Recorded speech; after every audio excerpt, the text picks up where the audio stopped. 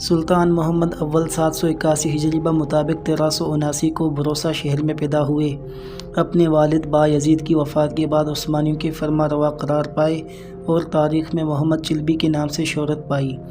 درمیانہ قد، گول چہرہ، ملے ہوئے ابرو، سفید رنگت، سرخ گال، کشادہ سینہ، گھٹا ہوا طاقتور جسم جس میں بلا کی پھرتی تھی، یہ تھے سلطان محمد اول۔ اللہ نے انہیں کمال شجاعت و بہادری سے نوازا تھا۔ کشتی بہت اچھی کرتے تھے۔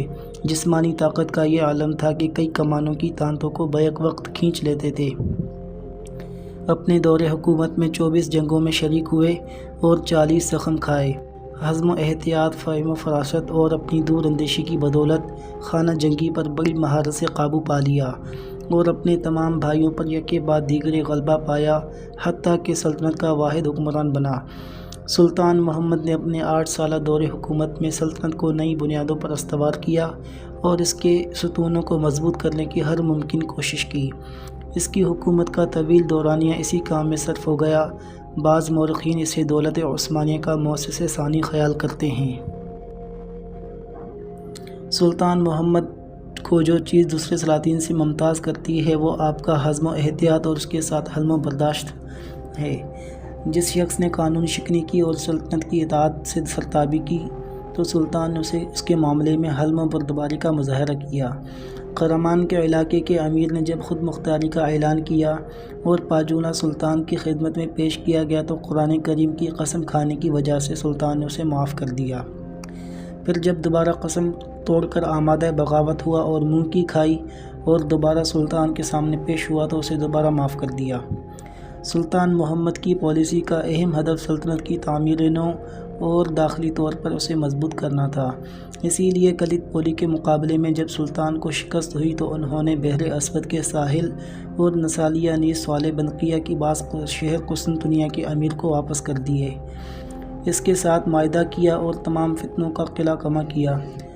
ایشیا اور یورپ کی بغاوتوں کو سر کیا اور ایشیا کی بعض امارتوں کو اطاعت پر مجبور کیا جن کو تیمور لنگ نے بغاوت پر اکسایا تھا۔ یہ امارات دوبارہ عثمانی سلطنت کی اطاعت اور دوستی کا دم بھرنے لگی۔ سلطان محمد کے زمانے میں بدر الدین نامی ایک شخص ظاہر ہوا جس نے مسلم علماء دین کا روپ دھار رکھا تھا۔ وہ سلطان محمد کے بھائی موسیٰ کے لشکر میں تھا اور اس دور کی دولت عثمانیہ کے سب سے بڑے منصب قاضی العسکر کے عہدے پر فائز ہوا۔ موسیٰ بن بایزید اسے اپنا مقرب خاص بنا لیا اور یوں وہ لوگوں کی عقیدتوں کا مرکز بن گیا۔ الشقائق النعمانیہ کے مصنف کہتے ہیں شیخ بدر الدین محمود بن اسرائیل جو ابن قاضی سیماونا کے نام سے مشہور تھا، بلاد روم میں واقع سیماونا قلعہ میں پیدا ہوا جو ایڈریانوپل کا ایک دیہات ہے اور ترکی کے اس علاقے میں واقع ہے جو یورپ میں آتا ہے۔ اس کا باپ یہاں کا قاضی تھا اور وہ یہاں پر مقیم مسلم فوج کا امیر بھی تھا۔ اس قلعے کی فتح کی سعادت بھی بدر الدین کے والد کو حاصل ہوئی تھی۔ شیخ بدر الدین کی ولادت سلطان غازی مراد اول کے دور حکومت میں ہوئی۔ بچپن میں اس نے اپنے والد سے اکتساب علم کیا، قرآن کریم حفظ کیا، پھر مولانا شاہدی کے نام سے معروف ایک عالم سے ابتدائی کتب پڑھیں۔ صرف و نحو کی کچھ کتابیں مولانا یوسف سے پڑھیں، پھر مصر چلا گیا اور سید شریف جرجانی کی بیعت میں مولانا مبارک شاہ منتقی مدرس قاہرہ سے اکتساب کیا۔ پھر مبارک شاہ کے ساتھ حج بیت اللہ کیا اور مکہ شریف میں شیخ ذیلی کے سامنے زانوئے تلمذہ کیے۔ مکہ مکرمہ سے دوبارہ قاہرہ آیا اور سید جرجانی کی بیعت میں شیخ اکمل الدین بایبری سے استفادہ کیا۔ شیخ اکمل مملوکی شاہ مصر سلطان فرج بن سلطان برقوق کے استاد تھے۔ ظاہری تعلیم سے فراغت پا کر شیخ بدر الدین کو تصوف کا شوق ہوا اور وہ اس دور میں مصر کے عظیم روحانی پیشوا شیخ سعید اخلاقی کی خدمت میں حاضر ہوا اور آپ کے ہاتھ پر بیعت کی۔ بدر الدین نے لوگوں کو اپنے غلط اور فاسد مذہب کی طرف دعوت دینا شروع کر دی۔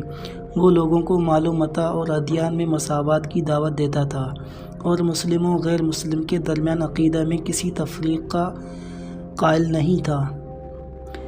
یہودی رسول اللہ صلی اللہ علیہ وسلم کے دور سے آج تک مسلمانوں کے خلاف سازشیں کرتے آ رہے ہیں۔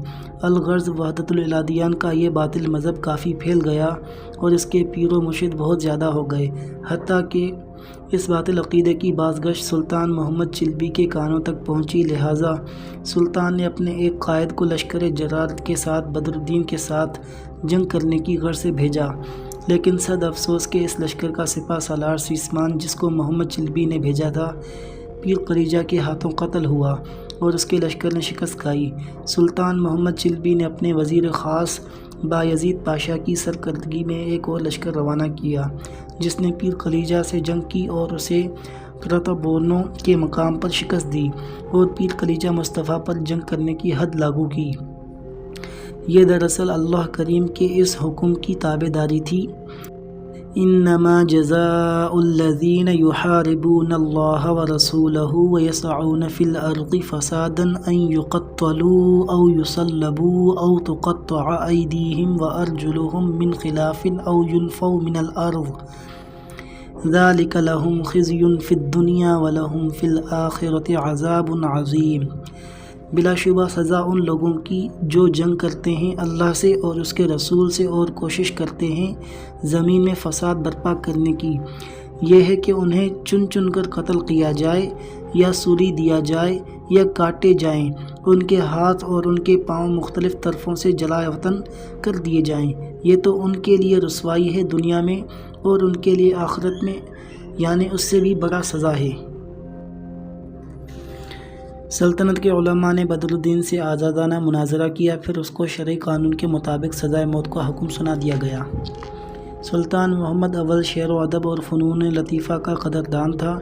یہ پہلا سلطان ہے جس نے امیر مکہ کی خدمت میں سالانہ ہدیہ بھیجا، جس کو السرہ یعنی تھیلی کہا جاتا تھا۔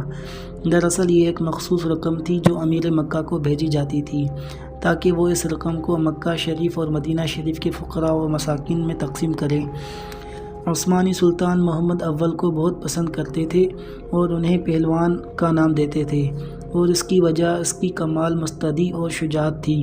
اس کے علاوہ اس کی منفرد عبقری شخصیت اور عظیم کارنامے تھے جن کی وجہ سے دولت عثمانی اپنا وجود برقرار رکھنے میں کامیاب رہی۔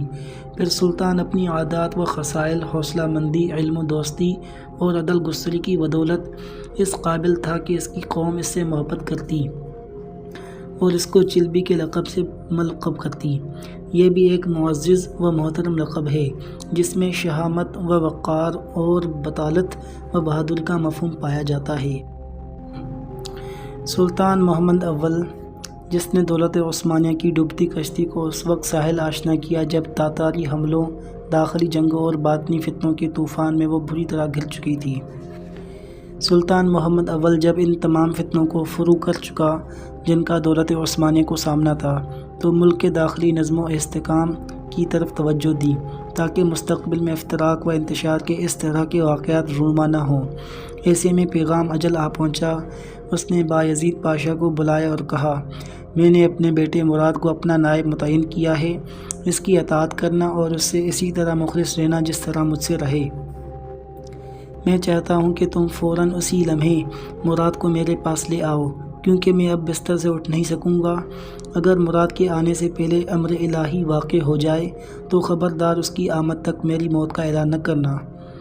824 ہجری 1421 عیسوی کو سلطان محمد اول ایڈریانوپل کے شہر میں واصل بحق ہوئے۔ اس وقت ان کی عمر 43 سال تھی۔